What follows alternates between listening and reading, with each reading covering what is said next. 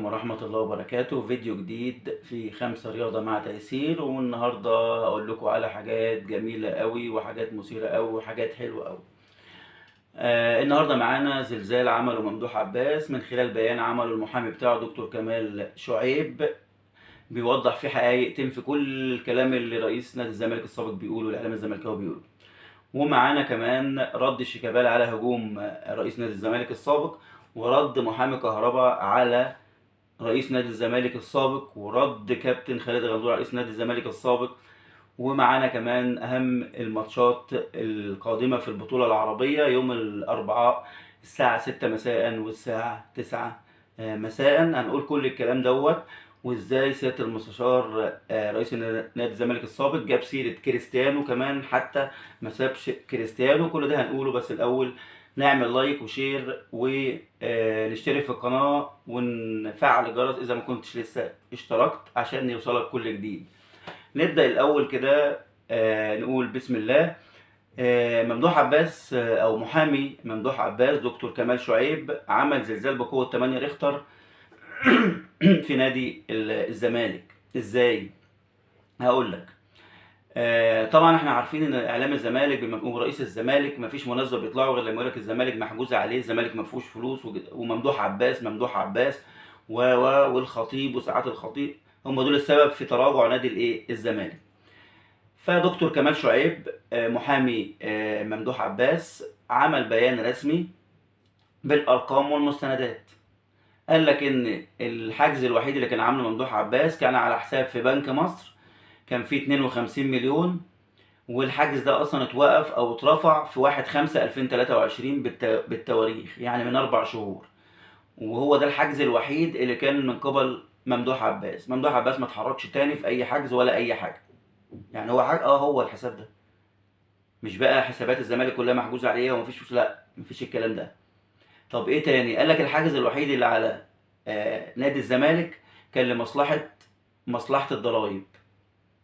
طب بناء على ايه؟ بناء على خطاب من مين بقى؟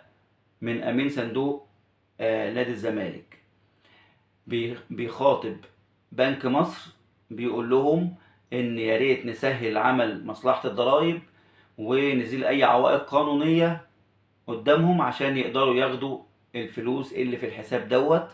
ده بناء على خطاب من مين؟ من نادي الزمالك. والحساب ده فعلا كان فيه، قال لك 57,263,000. الراجل بيقول بالارقام والمستندات. يبقى اذا الحجز الوحيد الموجود على نادي الزمالك لصالح مصلحه الضرائب اللي هو ده بس. لكن حجز تاني من عند ممدوح عباس، حجز ده لا، مفيش غير الحجز ده، واترفع في 1/5/2023. اذا ده بينفي كل الكلام اللي هم بيقولوه. طب هل الزمالك فيه فلوس ولا ما فيهوش فلوس؟ في حته صغيره كده قالها رئيس نادي الزمالك السابق في الفيديو بتاعه الاخير. قال لك انا ماشي وسايب في النادي 330 مليون. يعني مشي الفترة اللي فاتت دي، ما قال هستقيل لمصلحة نادي الزمالك، وبيقول انا سايب في الخزنة 330 مليون. وعندك الموسم الجديد هيجي لك 130 مليون بس مباشر بس للمباريات والشركة الراعية، فبقى معاك كام؟ 130، وعندك 130 كمان، و 330 مليون و130 حوالي 460 مليون. اذا الزمالك فيه فلوس، يعني يقدر يدفع مرتبات، يقدر يدفع كل الكلام ده. يبقى الكلام ده بيناقض كل اللي بيقولوه إدارة نادي الزمالك. ده فيما يخص بيان ممدوح عباس أو زلزال ممدوح عباس، اللي هو هد فكرة إن الزمالك محجوز عليه من قبل ممدوح عباس ومحجوز عليه. أنا بس عاوز حضرتك تفكر معايا وتستنتج كده وتشوف مين بيوقع الزمالك. هل هو نادي الأهلي زي ما بيروجوا في إعلام الزمالك؟ هل هو الأهلي؟ هل هو محمود الخطيب؟ هل هو محمود عباس؟ ولا العقليات اللي بتفكر لنادي الزمالك؟ طب ده فيما يخص ممدوح عباس. ايه الموضوع التاني؟ الموضوع التاني كابتن الفريق شيكابالا. سيادة المستشار رئيس نادي الزمالك السابق عمل فيديو. الفيديو ده جه سيرة ناس كتير قوي، جاب فيه سيرة ناس كتير قوي، حتى راجل طيب كريستيانو رونالدو جه سيرته. قال لك ايه بقى؟ قال لك كريستيانو رونالدو فرح واتنطط لما تعادلوا مع الزمالك. كريستيانو قال كده والله. كريستيانو رونالدو الاسطوره، كريستيانو رونالدو بتاع البلاي ستيشن اللي احنا بنشوفه بس في البلاي ستيشن، اللي عبد الغني وعبد المجيد ما كانوش مصدقين، قال لك فرح واتنطط اللي هو اتعادل مع الزمالك. تخيل، يعني لو كريستيانو سمع الكلام ده مش عارف اقول، ولو احنا حتى فكرنا في الكلام ده هيحصل لنا حاجه في دماغنا. ما علينا، ده سيره كريستيانو. نرجع بقى لموضوعنا اللي هو شيكابالا.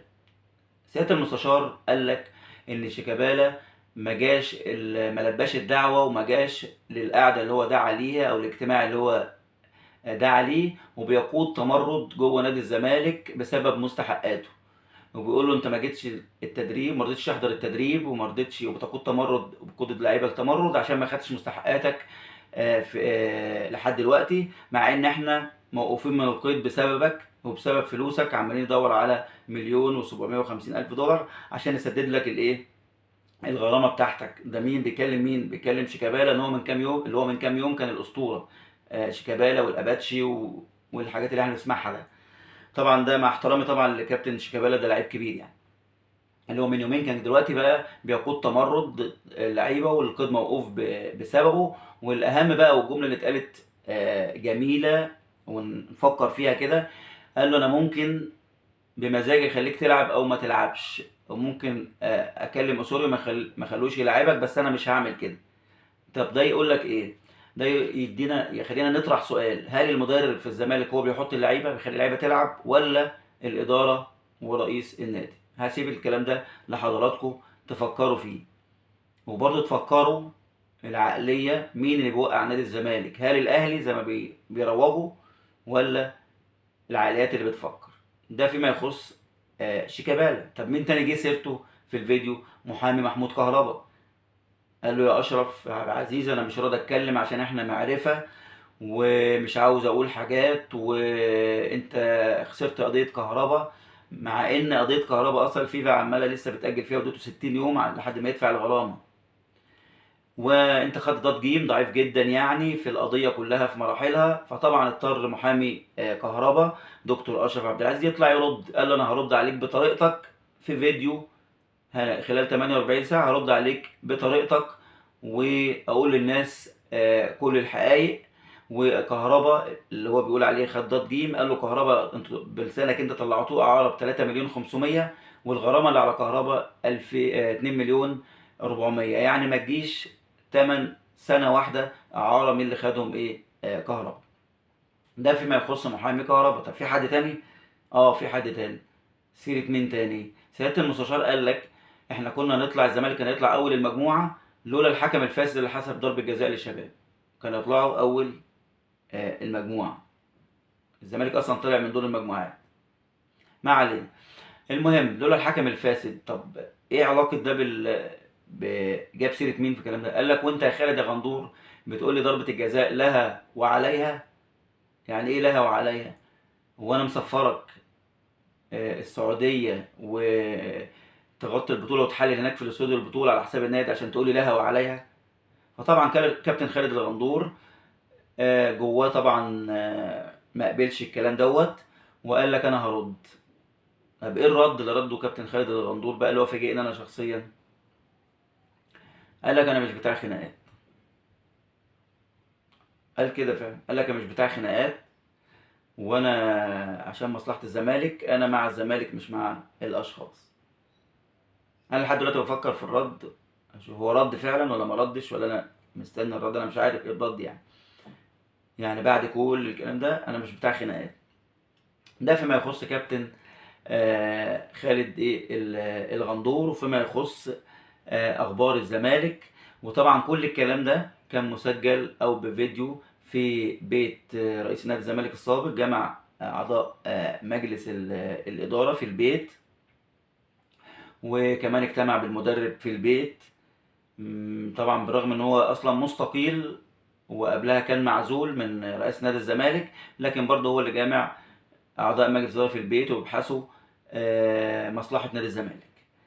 وقال لك انا مش جامعكم عشان اقول لكم سيبوا الزمالك قدموا استقالتكم، ابسولوتلي انا بقول لكم كملوا وسيبكم من الصفحات المأجورة. وبصراحة الراجل وضح لرئيس نادي الزمالك أوسوريو، قال له البيت هنا أنا قاعد في دورين، وأحمد وأمير قاعدين فوقية وكده في البيت، وقعد يحكي له يعني على البيت. وفي الاخر المدرب بعد ده كله آه، سأله، قال له انتوا عاوزيننا معاكم في الزمالك ولا لا؟ ده فكرني بالمشهد اللي هو في فيلم الممثل محمد سعد اما كان طالع بدور الليمبي، لما قعد يتكلم معاه في الاخر قال لك هو كان بيقول ايه. وبكده اخبارنا في نادي الزمالك وزلزال ممدوح عباس. ننقل بقى على البطولة العربية. البطولة العربية في ماتشين ماتشين حلوين جدا، ماتشين اتسموا بالقوة. في يوم الأربع 6 مساء و9 مساء. 6 مساء بيلتقي النصر مع الشرطة العراقي، والساعة 9 بيلتقي الهلال مع الشباب. وطبعا ماتشين نصف نهائي، يعني ماتشات قوية جدا. وطبعا الشرطة العراقي مقدم مستوى كويس، لكن النصر هو النصر بكريستيانو، بساديو ماني، بتاليسكا، بكل النجوم ديت. وطبعا كريستيانو ورفاقه ظهروا بشكل مختلف تماما من المباراه اللي فاتت. نص الملعب كان اختلف تماما وبدا في انسجام بينهم.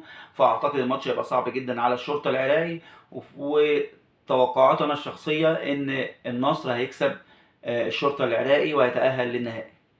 طب مباراة الساعة 9 دي بقى بين الزعيم الهلال والشباب، فرقتين من أقوى الفرق في الدوري السعودي وفي قارة آسيا، زيهم زي النصر بالظبط، من أقوى الفرق في قارة آسيا وفي الدوري السعودي. الماتش ده يبقى قوي جدا، أقوى أعتقد من ماتش الشرطة والنصر، لأن هنا الفرقتين بيتسموا بالندية. لكن أنا رأيي برضو الشخصي إن الإحصائيات أو النتائج هتميل لنادي الهلال، نظرا للأداء الكويس أو الأداء الجيد اللي هم أديه طول البطولة. فأعتقد برضو إن الهلال هيلتقي بالنصر في النهائي. أعتقد دول هيبقوا طرف النهائي في البطولة العربية. ويا ريت حضراتكم تتوقعوا وتكتبوا لنا في التعليقات، وإن شاء الله نستمتع بالمباريات، خاصة بعد كل مباراة بيزداد مستوى الفرق زي ما احنا شفنا. وهنستمتع جدا بالمباريات القادمة. وأتمنى لكم مشاهدة سعيدة. وشرفنا لو انتوا اشتركتوا في القناة وفعلتوا الجرس وعملت لايك وشير. والسلام عليكم ورحمة الله وبركاته.